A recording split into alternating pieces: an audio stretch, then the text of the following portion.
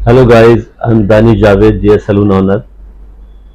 एक टॉपिक पे हमने आज बात करनी है कि क्या होता है कि कई बार हम लोग काम करते हैं और क्लाइंट हमारे पास आता है। तो कई लोग ऐसा करते हैं कि हम ना क्लाइंट से डायरेक्टली उसके हेयर पे काम करना शुरू कर देते हैं। तो उससे कोई कंसल्टेशन नहीं करते हैं, उनके बारे में कुछ पूछते नहीं हैं, उनसे कोई नॉलेज नहीं लेते कि आप पहले से अपने बालों में कुछ कराया है या नहीं कराया है, या आपकी जो हेल्थ कंडीशन है वो कैसी है कैसी नहीं है। तो मेरी रिक्वेस्ट है सभी लोगों से कि आपके पास अगर कोई क्लाइंट आ रहा है तो सबसे पहले आप उसकी हेल्थ के बारे में बात करें। हेयर के बारे में बात हम बाद में करेंगे, सबसे पहले हेल्थ के बारे में बात करेंगे। मेरे पास आज एक मैम है जो कि तिलक नगर से आए हैं। उन्होंने बहुत टाइम पहले एक अपने बालों में कलर कराया था और साथ में किसी सैलून से उन्होंने कराया था, मैं किसी का नाम नहीं लेना चाहता। लेकिन जब उन्होंने अपने हेयर के ऊपर काम कराया तो उन लोगों ने, उनकी नॉलेज थोड़ी कम थी, तो उन्होंने हेयर के ऊपर इस तरीके से उनके काम किया तो वो उनको बहुत ज्यादा प्रॉब्लम हो गई और वो इतना सीरियस हो गए कि उनके आंखों से मतलब नाक से और कान से, एयर से, सब जगह से उनकी ब्लीडिंग होनी शुरू हो गई। बहुत वर्स्ट कंडीशन में वो चले गए, बड़ी मुश्किल से वो बचे हैं। तो आज वो मेरे साथ बैठे हुए हैं तो थोड़ा अपना वो एक्सपीरियंस शेयर करेंगे। Ma'am, hi sir. सबसे पहले मैं जानना चाहूंगा आपका नाम। Myself Monika. मोनिका। हाँ जी। तो ये मोनिका मैम है, तिलक नगर से आए हैं। मेरे एक बहुत ही अजीज मेरे दोस्त हैं रॉकी, उनके थ्रू ये मेरे पास आए हैं। तो इनकी जो कंडीशन केमिकल कराते हुए या कलर कराते हुए हो गई थी, ये अपना एक्सपीरियंस आप लोगों के आगे शेयर करेंगे। आपसे रिक्वेस्ट है कि अगर आप किसी भी क्लाइंट का काम करने के लिए जा रहे हैं तो सिर्फ पैसा बनाने की ना सोचें।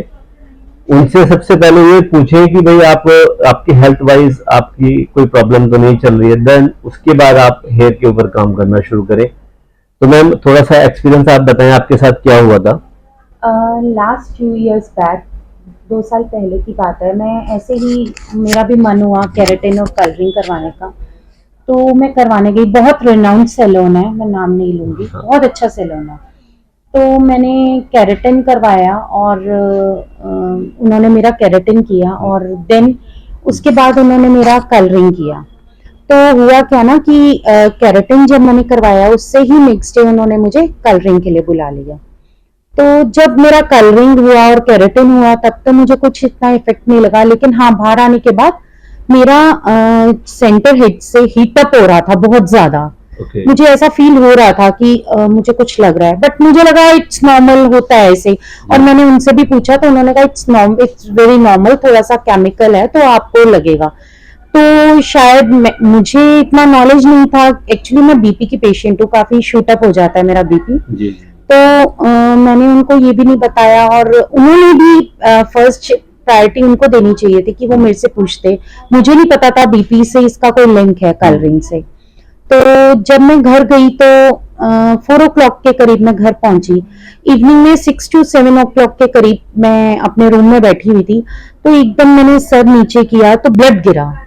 ओके। तो मुझे लगा इट्स नॉर्मल, नोज से कई बार ब्लीडिंग हो जाती जी। है या कुछ हो जाता है।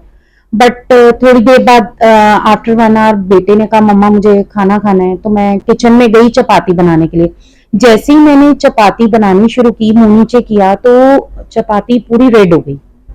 तो उस टाइम मैं बहुत घबरा गई कि इतना ब्लड कैसे आ रहा है।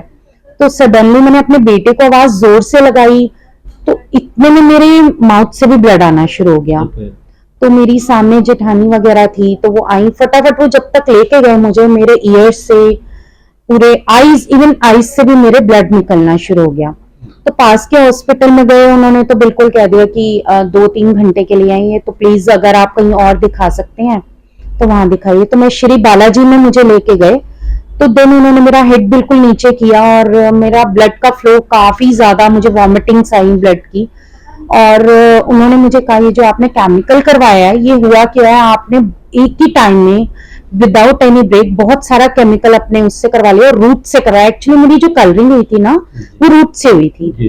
तो उन्होंने मुझे कहा कि आपने बहुत केमिकल करवाया है। कैरेटीन के बाद आपके रूट वो कलर हुआ था। हाँ पहले आपके बालों में कैरेटीन हुआ, हाँ, फिर नेक्स्ट उसके डे बाद कलर हुआ। हाँ जी, और वो भी कलर रूट आपके से। रूट से हुआ। हाँ जी, हाँ जी।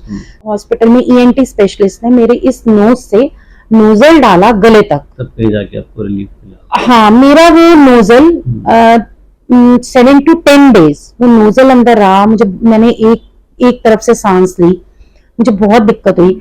बट वही है कि तब से दिमाग में साइकोलॉजिकल हो गया है कि कलरिंग करवाने का बहुत मन करता है, लेकिन समझ नहीं आता। जैसे आज मैं आपसे डिस्कस कर रही हूँ तो लग रहा है कि करवाएं या ना करवाएं, क्योंकि देखिए ना सर, आप हमारा कलर कर सकते हैं, लेकिन किसी की गारंटी तो कोई नहीं ले सकता ना कि मेरे को वो फ्रेगनेंस सूट करेगी या नहीं करेगी। और तब तो एज थोड़ा ठीक था, अब ये है कि थोड़ा एज भी ऐसा है, देखिए एक एज फैक्टर भी होता है। तो थोड़ा सा मैं ये चाहती हूँ कि किसी का भी आप काम करें, देखिए हर कोई इतना नॉलेजेबल नहीं होती वुमेन, हर कोई हाउसवाइफ होती है, कोई कैसे होता है, तो नॉलेज देना ये सैलून का काम है। तो सबने यही कहा कि ये आपको ना, आपने सडनली एक ही बार में करवा लिया है, तो इसीलिए आपको इफेक्ट हुआ है। उन्होंने तो मतलब मुझे करवाने को कहा, लेकिन वो होता है ना सर, साइकोलॉजिकल रहता है। Thank you so much ma'am, इतना कीमती टाइम हमें दिया और ये जो आपकी जो कंडीशन थी आपने हमें शेयर की।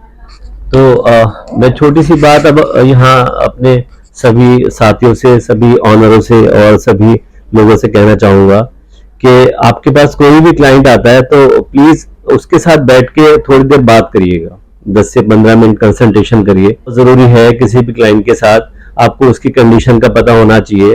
कई बार क्लाइंट ऐसा होता है कि वो भूल जाता है कि उसके साथ क्या प्रॉब्लम चल रही है, लेकिन हमारा काम क्या है, एक्सपर्ट अगर हम हैं तो हम पहले सबसे पहले क्लाइंट से बातचीत करेंगे, उनके हेयर के बारे में जानने से पहले उनकी हेल्थ के बारे में जानेंगे। तो हेल्थ को जानने के बाद फिर हम उनके हेयर पे काम करेंगे, देन उसके बाद उनको समझाएंगे कि क्या हम कर सकते हैं, क्या उसका इफेक्ट आएगा और किस तरीके से जितनी भी नॉलेज है वो उनके साथ शेयर करेंगे। देन सबसे पहले मेरे ख्याल से ये होना चाहिए कि आप किसी भी सैलून में आप जा रहे हैं, मैं क्लाइंट से भी कहना चाहूंगा कि आप किसी भी सैलून में विजिट कर रहे हैं, A to Z किसी भी आप सैलून में जा रहे हैं, तो आप अगर पैसा खर्च कर रहे हैं तो आपका बनता है कि सबसे पहले आप वहां एक्सपर्ट से राय लें और एक्सपर्ट से आप पूछें कि भाई आप मेरे हेयर में क्या काम करने जा रहे हो, कौन सा प्रोडक्ट मेरे हेयर में आप यूज करेंगे, कलर में आप क्या यूज करेंगे, आप केराटिन में क्या यूज करेंगे, आप बोटॉक्स में क्या यूज करेंगे, कलर जो है वो क्या काम करता है, केराटिन क्या काम करता है, बोटॉक्स क्या काम करता है, ये सारी चीजें जो है पूछनी आपको बहुत जरूरी है। क्योंकि आप हेल्थ वाइज आप देख लीजिए कि कई बार प्रॉब्लम इतनी वर्स्ट हो जाती है कि आप कंडीशन को फिर आप कंट्रोल में नहीं कर पाते। तो सभी से मेरी रिक्वेस्ट है कि ऑनरों से भी और जो मेरे भाई जितने भी सैलून वाले हैं उनसे भी, कि सबसे पहले आप किसी भी क्लाइंट, अगर कोई क्लाइंट आया है तो उससे कंसल्टेशन जरूर करें, उनसे 2 मिनट 5 मिनट बैठ के बातचीत जरूर करें और पैसे की वैल्यू ना समझे, पैसे को वैल्यू ना दे, क्लाइंट को वैल्यू दे। अगर क्लाइंट आपने कमा लिया तो पैसा वैसे ही बनने वाला है, पैसा वैसे ही मिल जाएगा आपको, लेकिन सबसे पहले हेल्थ कंडीशन बहुत जरूरी है क्लाइंट की जानना। Thank you so much. इसके बाद भी हम बहुत सारी वीडियो आगे बनाएंगे, आप हमें कमेंट्स में बता सकते हैं, टॉपिक दे सकते हैं कि हम किस टॉपिक पे आगे वीडियो बना सकते हैं। तो थोड़ा सा मैं जानना चाहूंगा अपने एक्सपर्ट दोस्तों से भी कि वो मुझे थोड़ी सी अपनी जरूरी राय दें कमेंट में कि हम आगे कौन सी वीडियो इसमें शेयर कर सकते हैं आप लोगों के साथ। Thanks for the joining me.